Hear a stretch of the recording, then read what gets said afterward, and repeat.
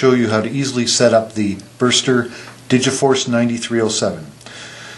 The Burster Digiforce 9307 is a signature analysis system that is used for process monitoring.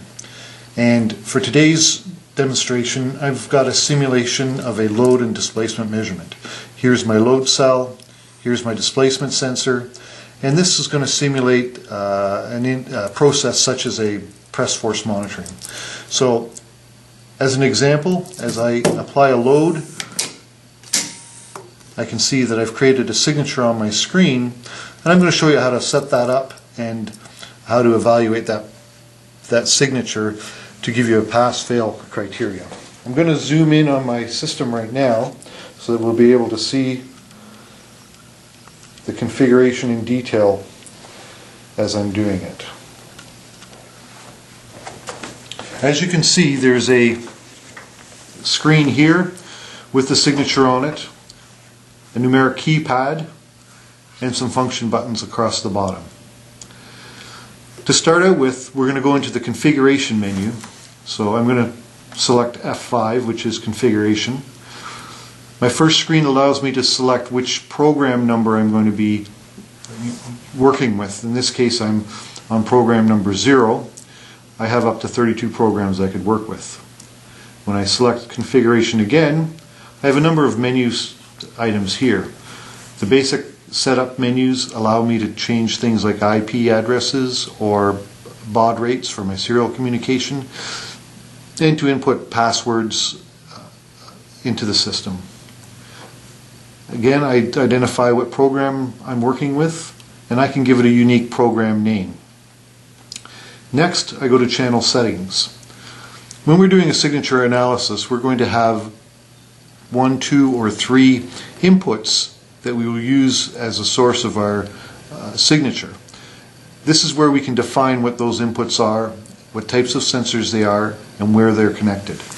So if I highlight channel settings, hit enter, it's going to take me to a screen that illustrates my 3 channels.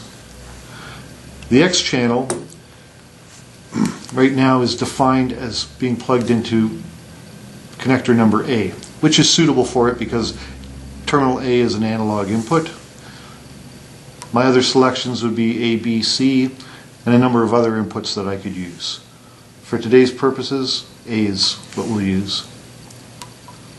The type of sensor that we're going to select is potentiometer, because that's what I've got plugged into it. But I could also select strain gauge or a standard signal. And then I'm going to move to more setup, which allows me to actually calibrate the system. I'm going to hit enter, and it takes me to a screen where I can identify the excitation voltage, as well as a number of other features like the filter.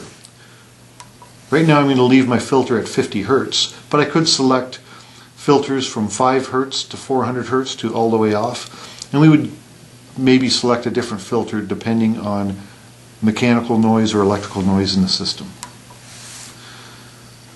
Now I'm going to go down to my calibration setup. When we're doing a calibration, we're defining a slope for an input voltage versus required or a desired readout. This will allow me to do that calibration. So in this case, I have a 100 millimeter sensor where I can define my lower scale value at 0, my upper scale value at 100 millimeters, and then I have selections as to what the input voltage would be at those 2 points.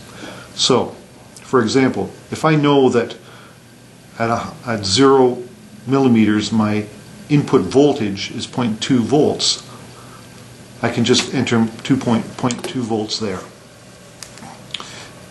If I know that at 100 millimeters my voltage will be 4.5 volts, I can enter that there.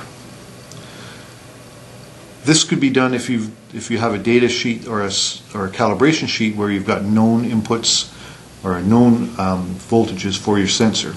If you don't know what the actual voltages are, we can do what's called a 2-point calibration. So a 2-point calibration allows us to highlight this voltage and as you can see it's at 0.2 volts right now, but I know my sensor is at the 0 millimeter position, so I'm going to hit measure. Now it's going to go and measure and tell me exactly what the input voltage is at this point. We can then do the exact same thing.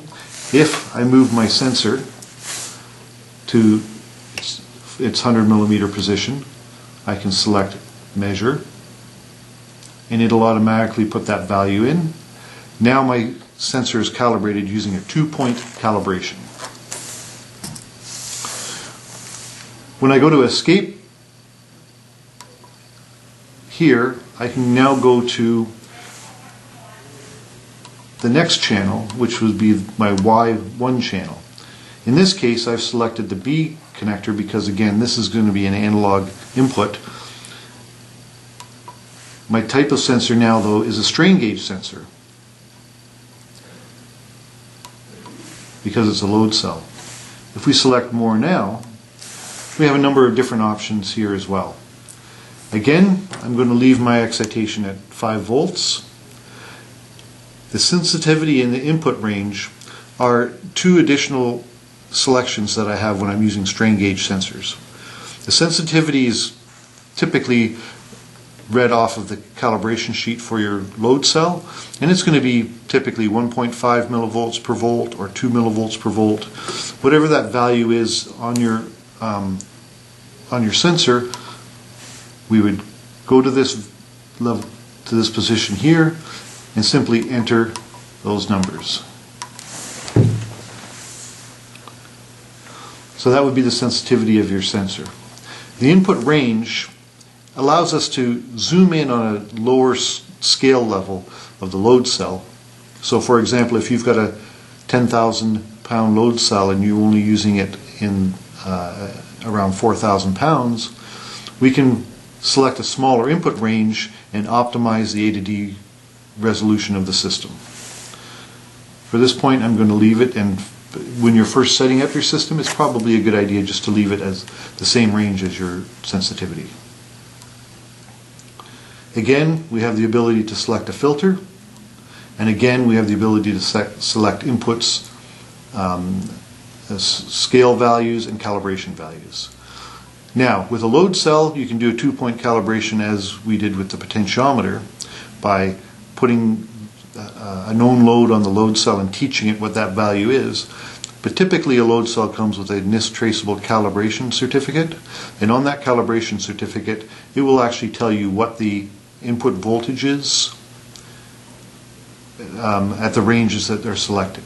So again, for example, a 0 to 500 Newton sensor might have a lower calibration of 0 and an upper calibration value of 1 millivolt per volt.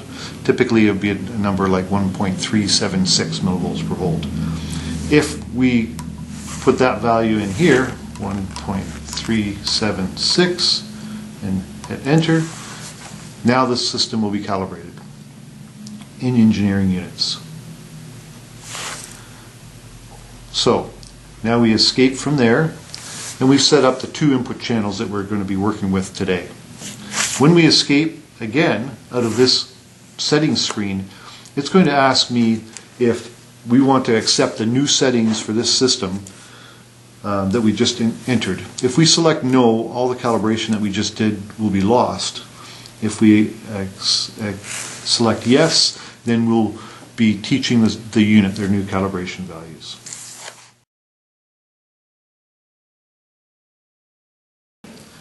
I just want to make sure that the information that we put in for the sensors is correct, and we're actually reading load and displacement values. In order to do that, I go to a selection called Test Operation Simple. I go to Test Operation Simple, I hit enter, and what I see on this screen is a graph. The same graph that I had when I activated the system earlier. If you look at the bottom here, you can see on the function buttons that I have a couple of different options. F5 gives me an option that says numerical. If I select numerical, it takes me to a screen where I can see actual live readings on my display. And I'm going to, you may not be able to see this, but I'm going to move my displacement sensor, and you can see the numbers changing. I'm going to apply load to my load cell, and you'll be able to see the numbers changing. This indicates to me that I've done the calibration on my sensors, and my sensors are working. The information you see down here are the PLC inputs and outputs, and we can get an indication as to whether the PLC inputs and outputs are working or not from there.